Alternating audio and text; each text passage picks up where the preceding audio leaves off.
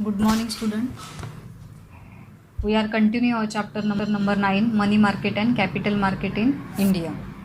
In this video lecture, we will get information about the commercial bank, popular definition of commercial bank, functions of commercial bank, cooperatives bank, and development financial institutions. Before the starting our point commercial bank, we will recap the what is the meaning of money market. Money market is a market for lending and borrowing of short term funds. It is a market for near money.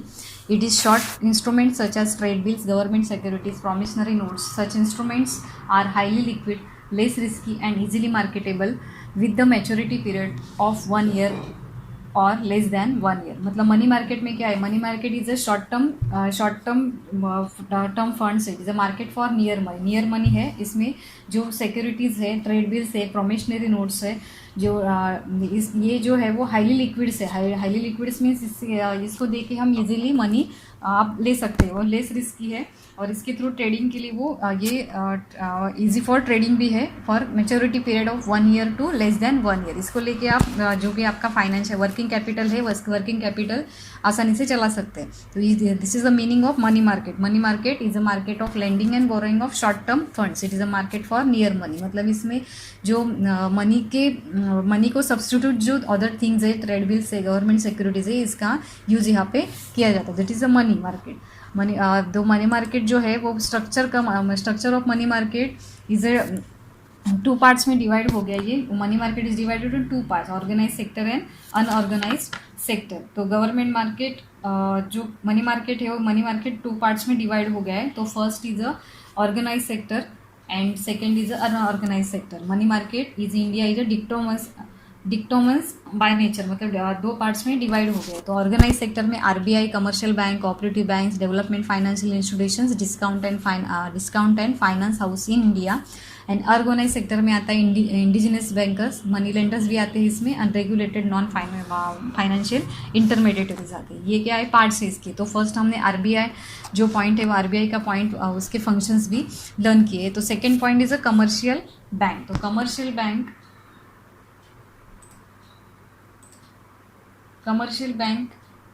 bank act is an intermediaries of country financial system to bring a savers.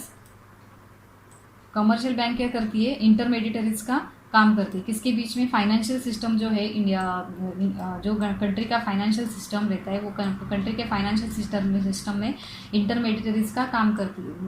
जो RBI के बाद जो bank आती है वो financial, मतलब RBI जो जितने भी कमर्शियल बैंक है वो कमर्शियल बैंक जो भी कमर्शियल बैंक को कमर्शियल बैंक के ऊपर उनका कंट्रोल रहता है. मतलब आरबीआई के गाइडलाइंस पे चलने वाले जो बैंक्स रहते हैं उनको कमर्शियल बैंक्स कहा जाए. अपने आजू बाजू में जितने भी बैंक्स हैं उनको क्या बोलेंगे हम, कमर्शियल बैंक. तो कमर्शियल बैंक जो सेवर्स और इन्वेस्टर्स है उनको एक साथ लाने का काम करते हैं, उनके बीच कड़ी का काम करते हैं और लिंक, मतलब दोनों के बीच में जो लिंक है वो लिंक प्रोवाइड करने का काम कौन करता है, commercial bank. Acceptance of deposits and granting loans and advance are primary functions of commercial bank. जो कमर्शियल बैंक का जो मेन फंक्शंस रहता है, मेन इंपॉर्टेंट फंक्शन कौन सा, acceptance of deposits, granting loans and advance are the primary functions of commercial bank. Commercial bank play an important role of mobilizing money and allocating them to the various sector. मतलब commercial bank जो deposit है वो deposit क्या करते हैं, accept करके वो जो मनी है वो मनी क्या करती है, उसको मोबिलाइज करने का और जो डिफरेंट सेक्टर्स है इकोनॉमी के उसमें जो है अलोकेटिंग का काम करती है. मतलब जिस सेक्टर में जो जिसकी ज़रूरत है उनको लोन प्रोवाइड करने का और डिपॉजिट उनके पास से लेने का काम करते हैं. Schedule commercial bank are those include the second schedule of Reserve Bank of act 1934. The term of ownership and functions commercial bank act can be classified into 4 categories. मतलब जो कमर्शियल बैंक है वो कमर्शियल बैंक 4 पार्ट में divide हो गए. तो commercial bank के 4 types है. तो कमर्शियल बैंक के 4 टाइप्स है, public sector bank, private sector bank, regional rural bank and foreign bank. Public sector bank government के लिए काम करते हैं. मतलब गवर्नमेंट जो भी कुछ फंड्स वगैरह रेज करना है तो कमर्शियल बैंक से रेज कर सकते हैं. प्राइवेट सेक्टर बैंक जो डिफरेंट सेक्टर्स है, इंडस्ट्री सेक्टर है, फार्मिंग सेक्टर है, इसमें प्राइवेट सेक्टर उनके लिए काम करते हैं. उसके बाद regional bank, regional rural bank means जो रूरल एरियाज में जो बैंक काम करते हैं उसको रीजनल रूरल बैंक बोला जाता है. फॉरेन एक्सचेंज मीन्स जो फॉरेन एक्सचेंज है उनको मनी रुपीज़ में या मनी कन्वर्ट करने का काम करने वाली जो बैंक रहती है उसको फॉरेन बैंक्स बोला जाता है. तो these are the 4 banks classified into 4 categories. Commercial bank classified into 4 categories. First one was the public sector bank, private sector banks, regional rural bank and foreign bank. Next point is popular definition of commercial bank. जो commercial bank है उस commercial bank के popular definitions कौन से हैं? तो first definition is given by banking regulation act 1949.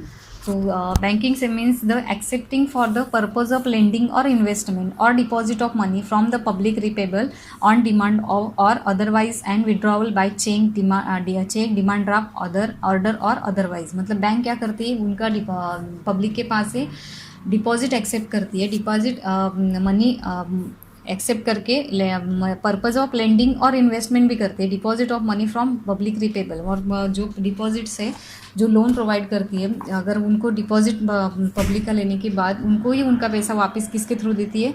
Withdrawal by bank, cheque, demand draft, order और otherwise, इसके थ्रू उनका ही पैसा उनको वापस दिया जाता है. इसको ये मेन बैंकिंग का डेफिनेशन है. Next definition given by care cross. A bank is a financial intermediaries, a dealer in loan and debts. जो डीलर है, डीलर के बीच में लोन और डेट, जो फाइनल इंटरमीडियरीज का काम कौन करता है? डीलर के बीच में.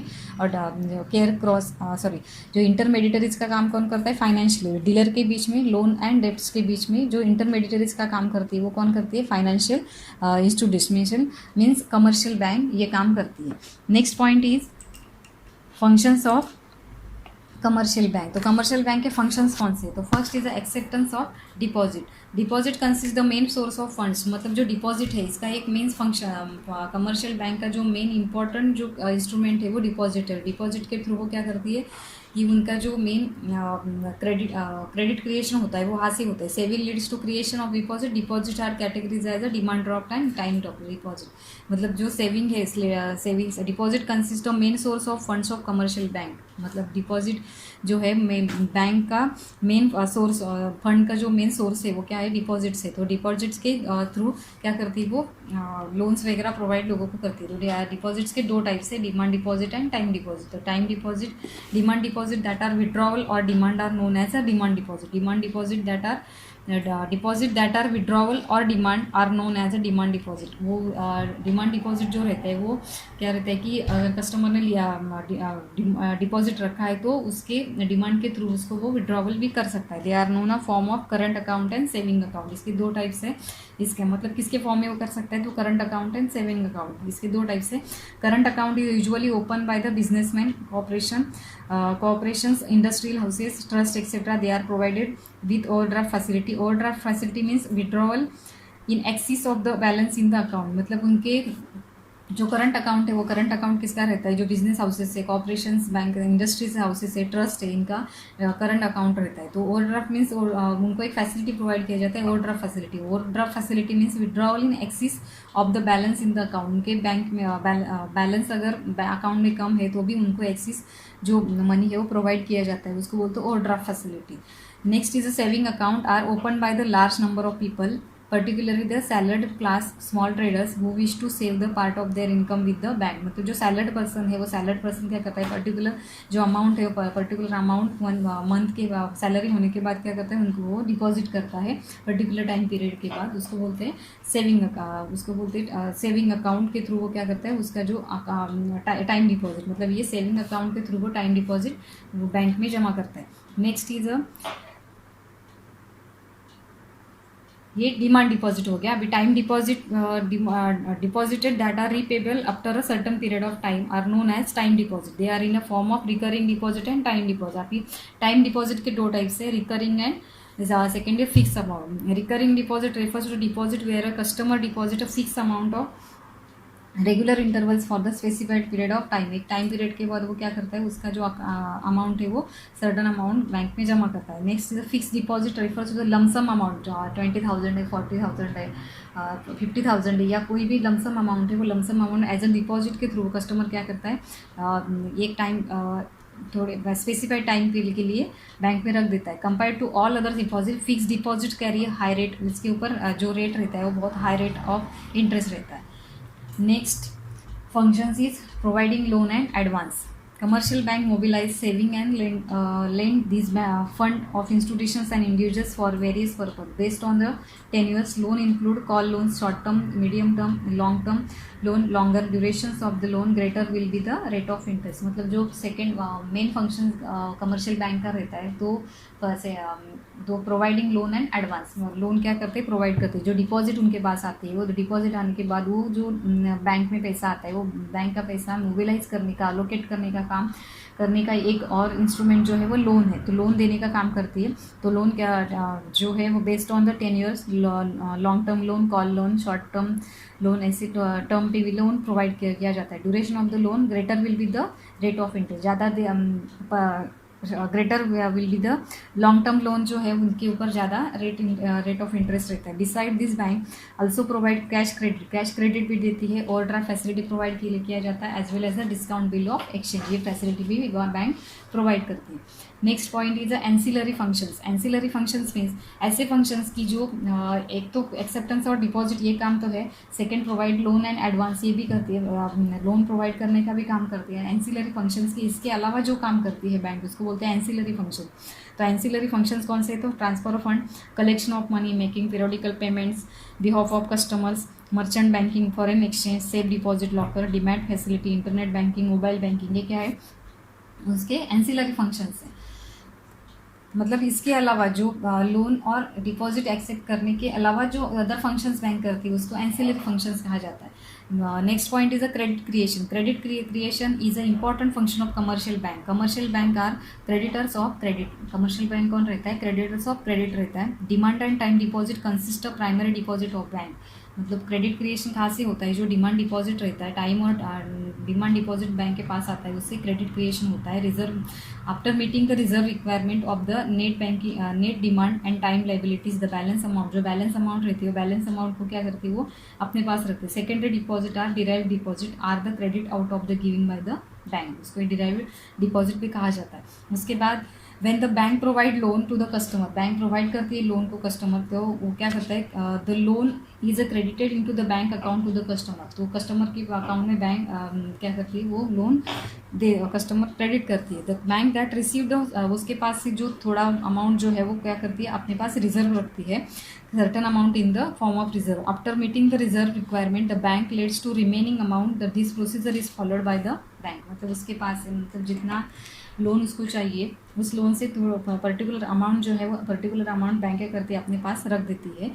समझो 10,000 का लोन उसने ले लिया तो उसके पास से तो 1,000 या 2,000 कुछ तो अपने पास रख देती है. मतलब जो स्पेसिफाइड जो क्रेडिट है वो मनी है वो आपके पास रिजर्व एज अ रिजर्व करके आपके पास बैंक अपने पास रखती है. ये सब जो this procedure is followed by all entire bank system in the country, leading the creation of credit. In short, commercial bank create deposit out of the loan, giving their lending to the creation. उसके through ये क्या होता है, credit creation होता है. So these are the functions of commercial bank. First is acceptance of deposit, demand deposit, acceptance of deposit, providing loan and advance. Third, ancillary functions हैं. Fourth one is a credit creation. So these are, इसके through ही जो commercial bank है वो commercial bank अपना काम चला लेती है. Next point is a cooperative banks. Cooperative banks came into existence with the incitement of the Cooperative Credit Society Act 1904. Cooperative banks supplement of efforts of commercial bank, meeting in the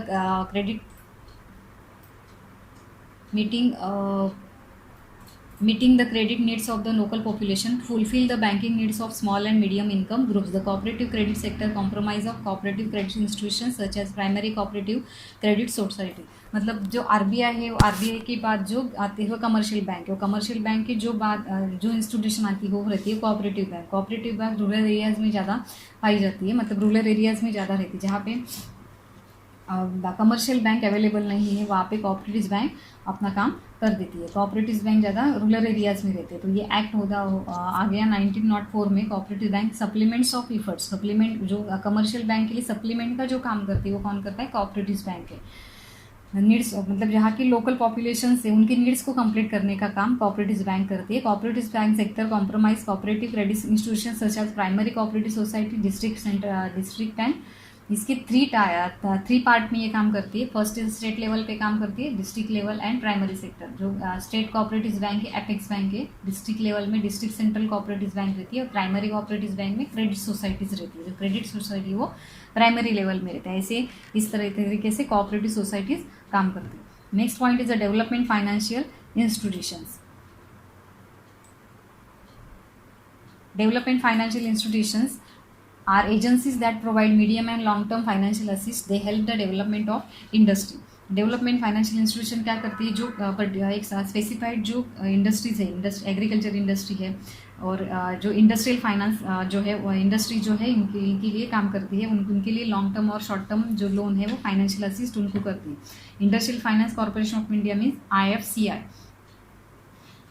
was the first development financial institution to be the establishment in 1948. 1948 में क्या हो गया, इसका development हो गया। Development financial institution has diversified the operation with the advance in liberalization and globalization. They have set up the subsidies to offer the wide range of new produce and service. मतलब उनके लिए जो भी customer है उनके लिए new offers और subsidies available कर देती है। Such as the commercial banking, consumer finance, broking, venture capital finance, infrastructural financing, e commerce, ये सब उसके काम है। Development finance institutions are the process of converting them into the universal bank. वो यूनिवर्सल बैंक में क्या हो गया, अभी कन्वर्ट द प्रोसेस चल रहा है उनका। RBI has issued guidelines for development bank. RBI जैसे कमर्शियल बैंक RBI की गाइडलाइंस पे चलती है, वैसे सेम जो डेवलपमेंट फाइनेंशियल इंस्टीट्यूशन वो भी RBI के गाइडलाइंस पे काम करती है। Industrial credit and investment corporation of India has became a universal bank by the reservoir merger with the subsidies of ICICI bank के साथ ये क्या हो गई, मर्ज हो गई। ये डेवलपमेंट फाइनेंशियल इंस्टीट्यूशन है। मतलब हम क्या देख रहे हैं अभी, जो स्ट्रक्चर है मनी मार्केट का, मनी मार्केट में जो ऑर्गेनाइज सेक्टर है, ऑर्गेनाइज सेक्टर का ये D पार्ट है, development financial institution. Next point is a discount and finance house of India, मतलब DFHI। The Discount and Finance House of India was set up in 1988 as a money market institution based on recommendation of the Waghul Committee। जो वागुल committee है उसके recommendation पे ये discount finance house of India खड़ा है। उसके बाद ही jointly own by the RBI, जो जॉइंटली ओन है RBI से, public sector bank and financial institution to impart liquidity to money market instrument. ये क्या है, institution to impart liquidity to money market of instrument. Money market instrument ये, इसमें liquidity to money market instrument ये discount finance house of India. So these are the point of the organise sector.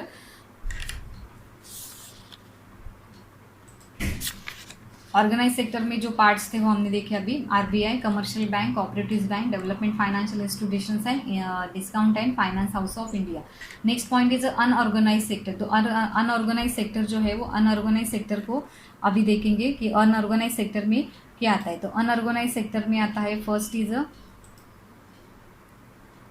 मतलब इसमें 3 types है, indigenous bankers, money lenders and unregulated non bank financial intermediaries. तो first is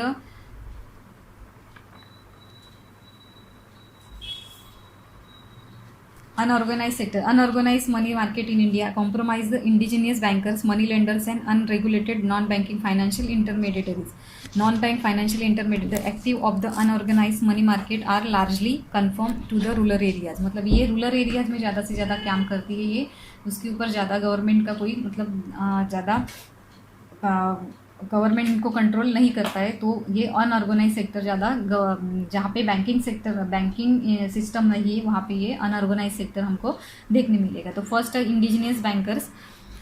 they are financial intermediaries that function similar to banks. मतलब इसका जो function रहता है वो बैंक के जैसा ही रहता है। They mostly deal in indigenous short term credit instrument such as hundi that rate of interest differ from market to another. Indigenous bankers are mostly confirm to certain social straight. They are the important source of fund to unbank areas and provide loan directly to agriculture, trade and industry. मतलब जो agriculture areas है, rural areas है, वहाँ पे loan provide करने का काम ये इंडिजिनियस बैंकर्स करते हैं through chit funds, source of funds, unbank areas and provide loan directly to agriculture. मतलब लोन प्रोवाइड करती है किसको, एग्रीकल्चर, ट्रेड एंड इंडस्ट्री को। Next point is a money lenders. Money lenders means जो हम साहूकार बोलते हैं वो, the mostly operate in a village area. ये ज़्यादा से ज़्यादा कहाँ पे ऑपरेट होता है, विलेज एरिया में money lenders usually charge high rate of interest they loan provided by money lenders on the other both productive and unproductive purpose. Productive और अनप्रोडक्टिव पर्पज के लिए ये क्या करते हैं, मनी लोन प्रोवाइड करते हैं। Agriculture labour, small margin farmers, artisan, small traders, इनके लिए ये लोन प्रोवाइड करते हैं। At present, the activity of the money lenders have been restricted by the RBI due to the exploitative of the tendency। अभी RBI का इनके ऊपर क्या रहता है, कंट्रोल रहता है। Next point we will learn in another video.